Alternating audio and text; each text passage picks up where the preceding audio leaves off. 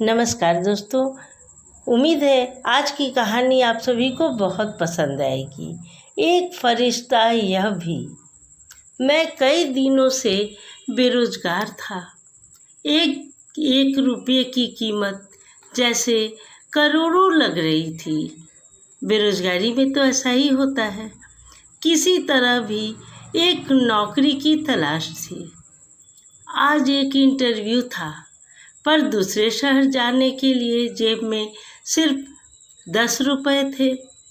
मुझे कम से कम 100 रुपयों की ज़रूरत थी और बेरोजगारी में 100 रुपये बहुत होते हैं। कहाँ से लाऊं मैं 100 रुपये? पैदल मैं निकल तो गया, जैसे तैसे चिलचिलाती धूप में तरबतर, बस इस उम्मीद में स्टैंड पर पहुंचा कि शायद कोई पहचान वाला मिल जाए, जिससे लिफ्ट ले सकूं, जिससे सहायता लेकर इंटरव्यू के स्थान तक पहुंच सकूं। किसी तरह इंटरव्यू तक पहुंचने की जल्दबाजी थी। काफ़ी देर खड़े रहने के बाद भी कोई नहीं दिखा। बुरा समय ऐसा ही होता है। मन में घबराहट और मायूसी थी। क्या करूँगा? अब कैसे पहुँचूँगा? पास के एक मंदिर पर जा पहुँचा। सोचा पहले भगवान के ही दर्शन कर लूँ। भगवान के दर्शन कर सीढ़ियों पर बैठा था। मेरे पास में ही एक फ़कीर बैठा था। उसके कटोरे में मेरी जेब और बैंक अकाउंट दोनों से भी ज़्यादा पैसे पड़े थे। मेरी नज़रें और हालात समझ के बोला, कुछ मदद चाहिए क्या? मैं बनावटी मुस्कुराहट के साथ बोला, आप क्या मदद करोगे? चाहो तो मेरे पूरे पैसे रख लो। वो मुस्कुराता हुआ बोला। कितना दिल का धनवान था। मैं चौंक गया। उसे कैसे पता मेरी ज़रूरत? मैंने कहा, क्यों? शायद आपको ज़रूरत है। वो गंभीरता से कहता है, हाँ है तो।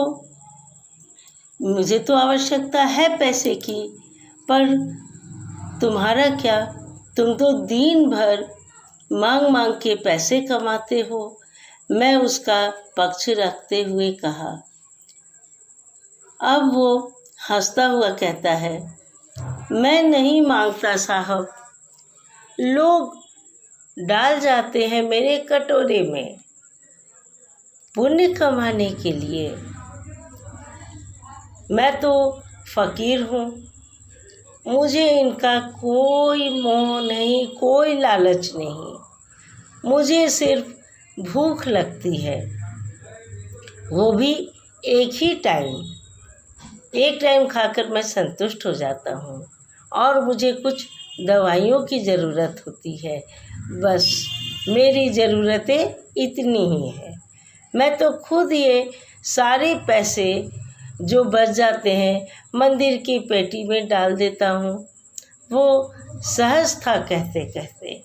मैंने हैरानी से पूछा, जब तुम्हें मोह ही नहीं है पैसे की, दान ही कर देते हो, फिर यहाँ बैठते ही क्यों हो? तो उसने क्या जवाब दिया, ज़रूरतमंदों की मदद करने के लिए। कहते हुए वो मंद मंद मुस्कुरा रहा था। उसका मुंह मैं देखता ही रह गया। उसने 500 रुपये मेरे हाथ पर रख दिए और बोला, जब होगा तब तुम लौटा देना। मैं उसका शुक्रिया जताता हुआ वहाँ से अपने गंतव्य यानी इंटरव्यू देने तक पहुँचा। मेरा इंटरव्यू पूरा हुआ और खुशी की बात है कि उस इंटरव्यू में मेरा सिलेक्शन भी हो गया। मैं खुशी खुशी वापस आया और सोचा सबसे पहले मैं उस फ़कीर को धन्यवाद दे दूं। मैं मंदिर पहुंचा। बाहर सीढ़ियों पर भीड़ लगी थी। मैंने घुस के देखा, अंदर पहुंचकर देखा, वही फ़कीर जिसने मेरी मदद की वो मरा पड़ा था। मैं अवाक रह गया। मैंने दूसरों से पूछा, यह कैसे हुआ? तो लोगों ने बताया कि वो किसी बीमारी से परेशान था, सिर्फ दवाइयों पर जिंदा था। आज उसके पास दवाइयाँ नहीं थी और ना ही दवाइयों को खरीदने के पैसे थे। अवाक सा उस फ़कीर को मैं देख रहा था। अपनी दवाइयों के पैसे वो मुझे दे गया था। जिन पैसों पे उसकी ज़िंदगी निर्भर थी, उन पैसों से उसने मेरी ज़िंदगी बना दी थी। भीड़ में से कोई कह रहा था, अच्छा हुआ मर गया। ये भिखारी भी बोझ होते हैं, कोई काम के नहीं। लेकिन मेरी तो आंखें डबडबा गई। वो भिखारी कहाँ था? वो तो मेरे लिए भगवान ही था, नेकी का फरिश्ता, मेरा भगवान। मित्रों, हम में से कोई नहीं जानता कि भगवान कौन है और कहाँ है। किसने देखा है भगवान को? किसी ने भी नहीं। बस इसी तरह किसी भी रूप में मिल जाते हैं भगवान। हमें हमेशा दूसरों की मदद भी करनी चाहिए और सभी का आदर भी करना चाहिए। धन्यवाद।